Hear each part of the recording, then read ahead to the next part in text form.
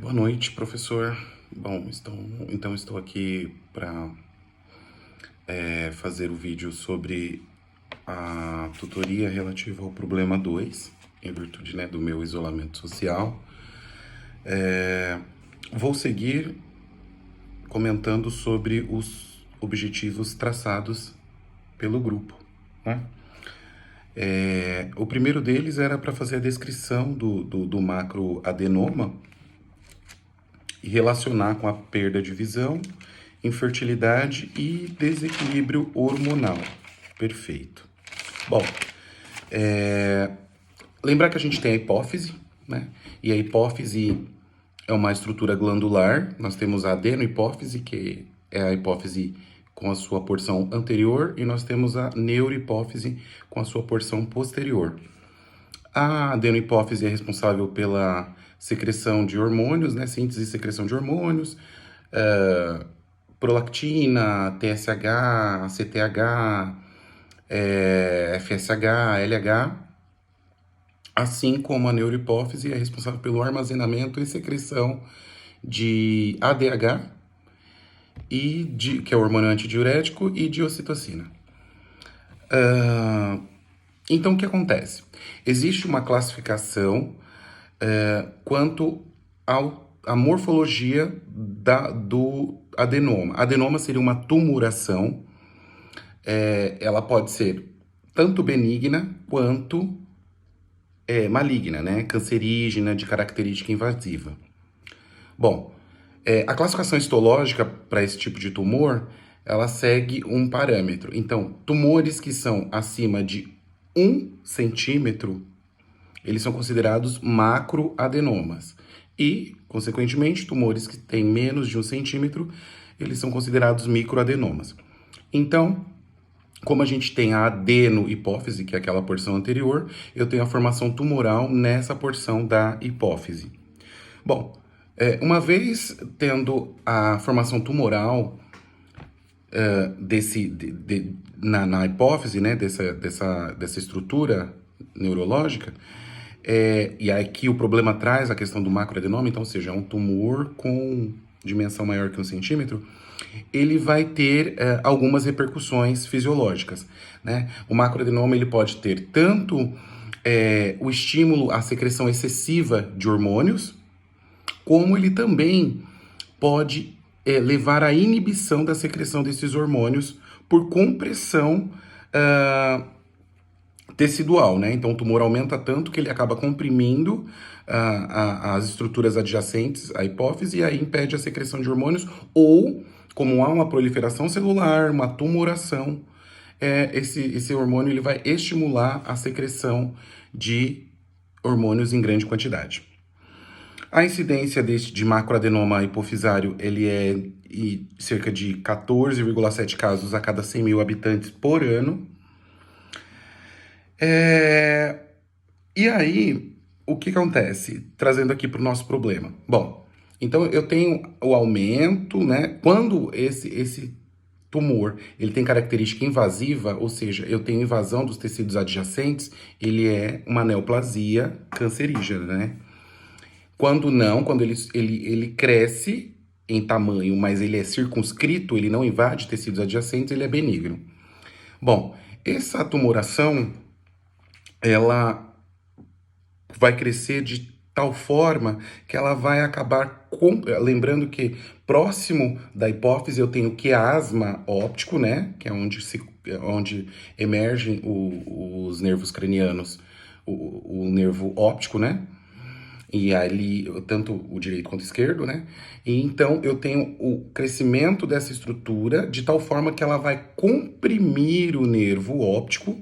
E aí, com essa compressão do nervo óptico, eu vou ter sintomas como, por exemplo, a apoplexia, que é a ruptura dessa estrutura, ou a diplopia, que aí eu também já tenho comprometimento além do nervo óptico, do nervo óculomotor também. Então eu vou ter aquela visão dupla, né, turva.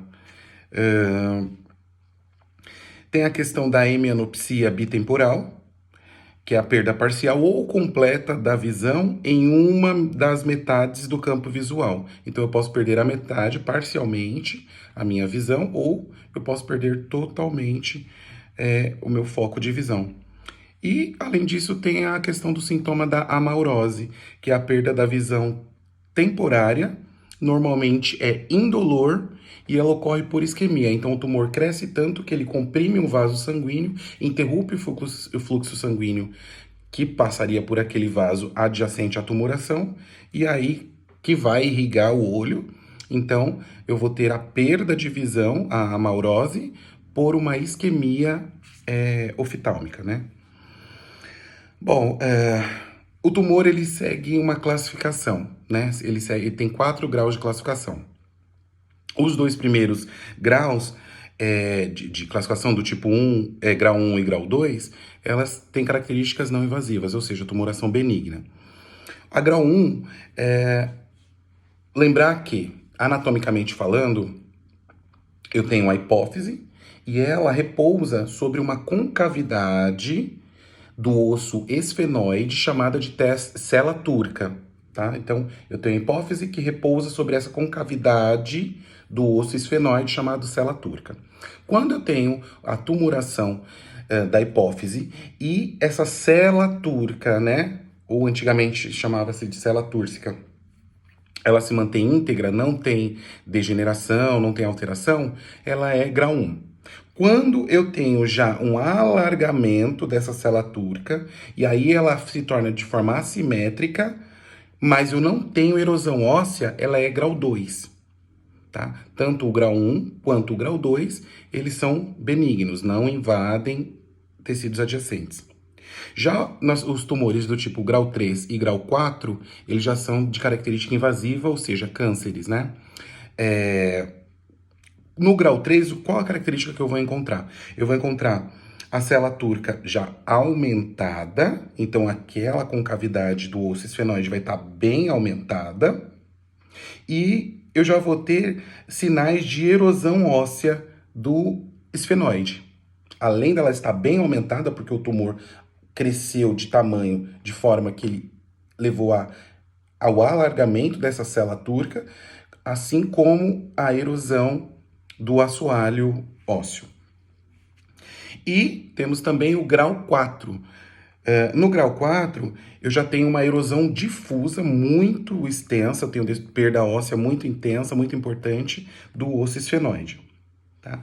É importante lembrar que os tumores invasivos, eles se relacionam muito, e aí pode ser uma condição clínica que pode facilitar o diagnóstico. Eu tenho aumento de prolactina, aumento de GH e aumento de TSH.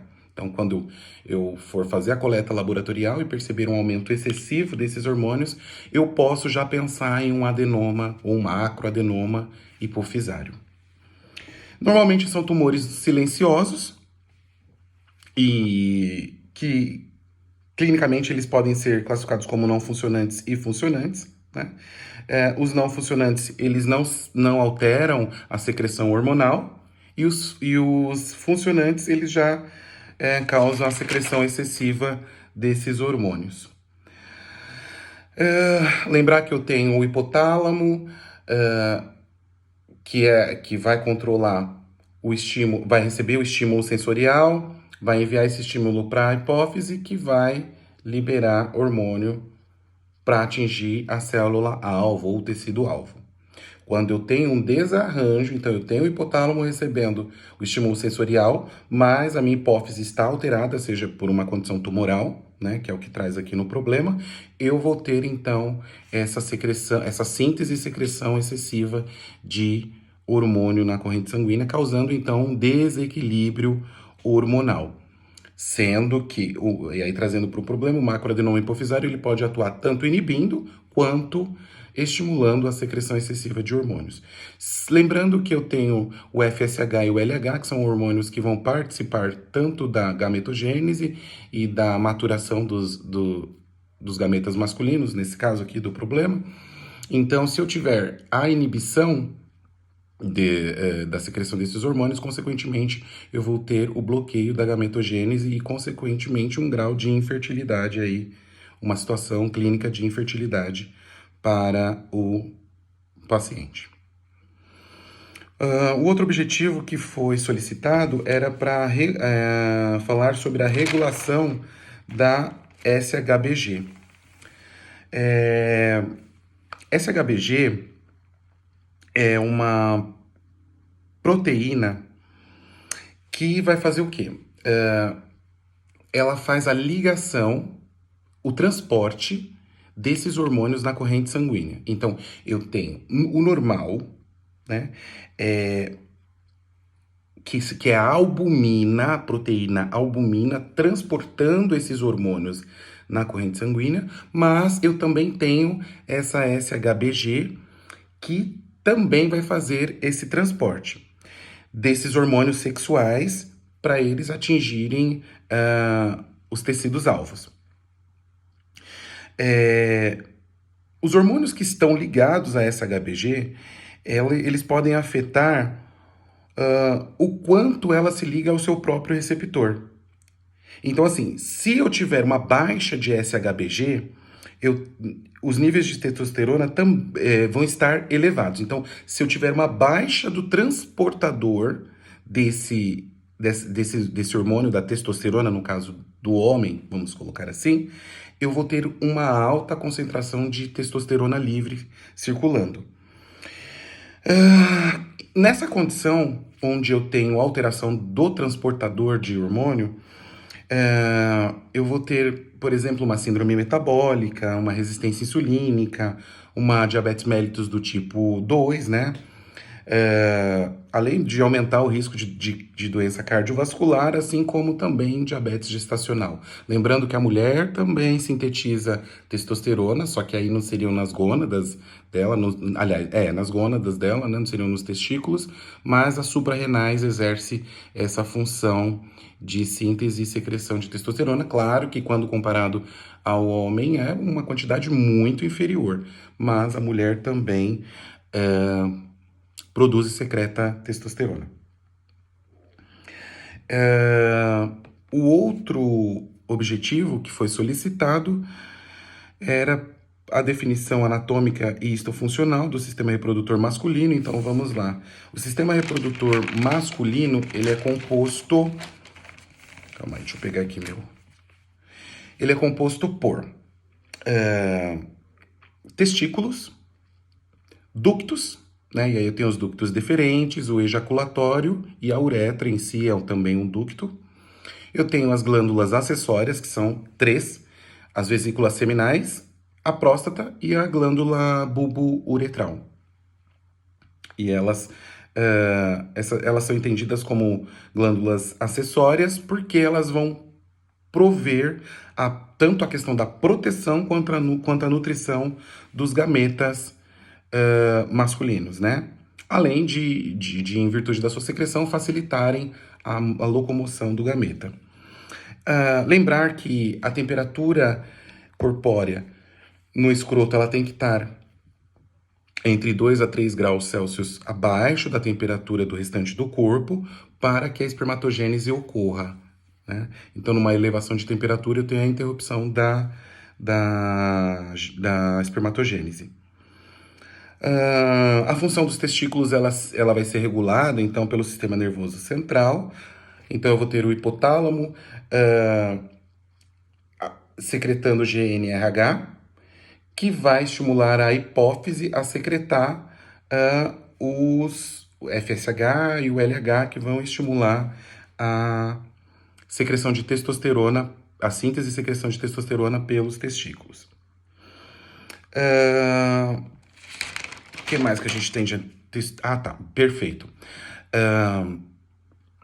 Nos testículos existem estruturas celulares que são chamadas células de Sertoli, que elas vão ser responsáveis pela nutrição e o amadurecimento das células germinativas.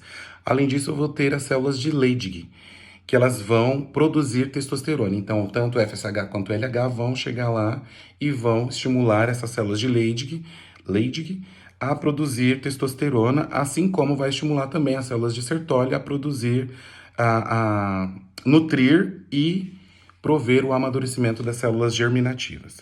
Bom, nós temos o epidídimo, que está logo acima, então aqui é o testículo, eu tenho o epidídimo, que é uma estrutura que está logo acima do testículo, e ele vai promover o armazenamento das células, dos gametas masculinos.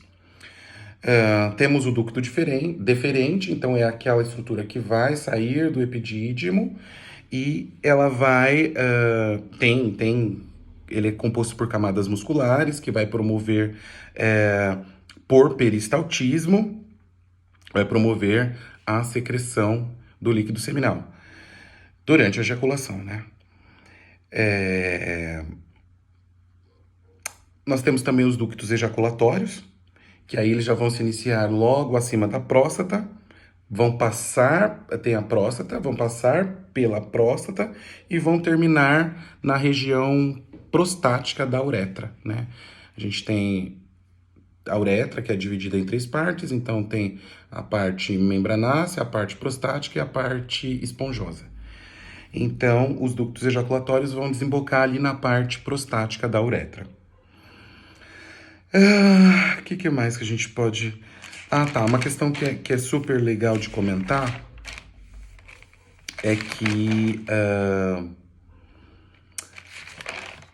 a nutrição dos espermatozoides, ela é feita